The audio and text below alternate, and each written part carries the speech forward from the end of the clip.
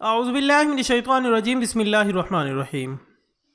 Knowledge factory کے دوستو السلام علیکم۔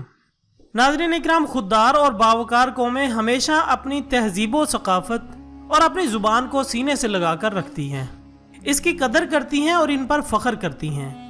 دنیا میں جن اقوام نے ترقی کے مدارج تیزی سے طے کیے ہیں، سبھی نے ہمیشہ اپنی ثقافت اور قومی زبان کو فوقیت دی ہے۔ دوستو، اس امر سے بھی انکار ممکن نہیں کہ انگریزی زبان اور بیرونی دنیا سے رابطے کی دیگر اہم زبانوں کی اہمیت اور افادیت اپنی جگہ قائم ہے اور قائم رہنی بھی چاہیے، تاکہ بین الاقوامی معاملات اور علوم و فنون میں کامیابی حاصل کرنے میں ہم کہیں پیچھے نہ رہ جائیں۔ لیکن ہماری قومی زبان اردو کی اپنی جگہ اہمیت اور افادیت ہے۔ جیسا کہ دیگر ترقی یافتہ ممالک اپنی قومی زبان کو ہی ہمیشہ ہر معاملے میں فوقیت دیتے ہیں۔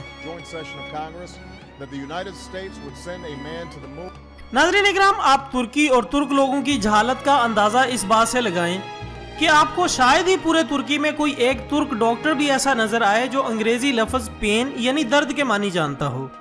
اگر آپ ترکی نہیں بول سکتے یا آپ کے ساتھ کوئی ترجمان نہیں ہے تو پھر آپ کا ترکی گھومنا خاصا مشکل ہے۔ آپ چین کی مثال لے لیں، موزے تانگ کی جہالت کا یہ حال تھا کہ انہوں نے ساری زندگی کبھی انگریزی نہیں بولی۔ جب کبھی کوئی لطیفہ ان کو انگریزی میں سنایا جاتا تو ان کی آنکھوں کی پتلیاں تک نہیں ہلتی تھیں، اور جب کوئی وہی لطیفہ چینی زبان میں سناتا تو وہ خوب ہنستے۔ وہ ہمیشہ بولتے تھے کہ چینی زبان گونگی نہیں ہے، اس لیے ہمیں کسی اور زبان کی ضرورت نہیں۔ اور صرف یہی نہیں، ہندوستان کے وزیر اعظم نریندر مودی کو لے لیں، وہ حالات کی وجہ سے گھر سے بھاگے، دن رات محنت کے بعد گجرات کے وزیر اعلیٰ بنے اور بعد ازاں ہندوستان جیسے بڑے ملک کے وزیر اعظم بن گئے۔ آپ نریندر مودی کی کوئی بھی تقریر اٹھا کر دیکھ لیں، آپ کو وہ ہندی بولتے نظر آئیں گے۔ دوستو، ہندوستان کی خود اعتمادی کا یہ حال ہے کہ ان کی وزیر خارجہ سشما سوراج تک اقوام متحدہ کے جلسے میں ہندی میں بات کرتی ہیں۔ صدر ترکی طیب اردوغان جب پاکستان آئے تو سینٹ اور قومی اسمبلی کے مشترکہ اجلاس سے ترکی زبان میں خطاب کیا، اور ساتھ ہی پاکستانی قوم، وزیر اعظم اور پارلیمنٹ کو یہ بھی بتایا گیا کہ کسی قوم کی ترقی کی علامت اس کی غیرت ہوتی ہے، انگریزی نہیں۔ لیکن دوستو، ہم مرعوبیت کے اس درجے پر پہنچ چکے ہیں کہ اگر ہمارا کوئی کرکٹر بھی پاکستان سے باہر اردو میں بات کر لے تو ہم منہ چھپا چھپا کر ہنسنا شروع کر دیتے ہیں۔ اس کی پرفارمنس کو کرکٹ سے ناپنے کے بجائے انگریزی سے ناپتے ہیں۔ بدقسمتی سے ہمارے ہاں خوبصورتی کا معیار گورا رنگ اور قابلیت کا معیار انگریزی ہے۔ ہمارے ملک میں بچوں کو اسکول میں داخل کروانے کا واحد مقصد انگریزی ہوتا ہے۔ کبھی کبھی میں حیران ہوتا ہوں کہ امریکہ اور برطانیہ میں ماں باپ بچوں کو اسکول میں داخل کیوں کرواتے ہوں گے۔ نالج فیکٹری کے دوستوں، ہماری ذہنی غلامی کا تماشا دیکھیں کہ ہم نے اسکول تک کو انگریزی اور اردو میڈیم بنایا ہوا ہے۔ قوم کا غریب اور زوال پذیر طبقہ اردو پڑھے گا، جبکہ امیر اور پیسے والا طبقہ انگریزی۔ دنیا کی معلوم 10,000 سالہ تاریخ میں کسی قوم نے کسی غیر کی زبان میں ترقی نہیں کی۔ تخلیق، تحقیق اور جستجو کا تعلق انگریزی سے نہیں ہوتا، اور اگر آپ ان چیزوں کا تعلق بھی انگریزی سے جوڑ دیں گے تو پھر وہی ہوگا جو اس ملک کے ساتھ ہو رہا ہے۔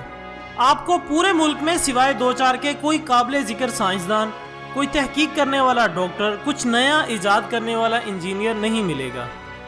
معزز خواتین و حضرات، اس قوم کا نوجوان بھلا کیسے کچھ سوچ سکتا ہے جس کا واحد مقصد انگریزی سیکھ کر اعلیٰ نوکری حاصل کرنا ہو؟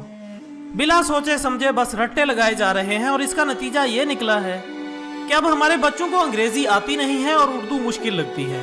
اب کسی بھی نوجوان کو راستے میں روکیں اور اس کو انگریزی میں ایک درخواست لکھنے کا بولیں اور پھر تماشا دیکھیں۔ اصل بیڑا غرق تو موبائل فون کی اس رومن اردو نے کیا ہے۔